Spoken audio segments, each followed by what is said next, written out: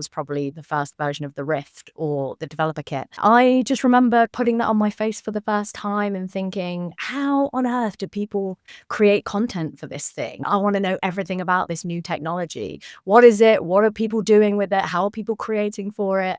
And from there, I essentially just dove straight into the VR industry. I spent a good 7 years building content specifically for virtual reality, and then broader than that, looking at immersive content in general, whether that be 360 for more traditional devices like iPads or desktop, or AR content. And then alongside that journey, I was always interested in new tech such as like blockchain and AI, but that didn't really factor into my life in a professional way until I joined PwC as the head of, at the time, metaverse technologies, but then became the head of emerging technologies after being there for a year.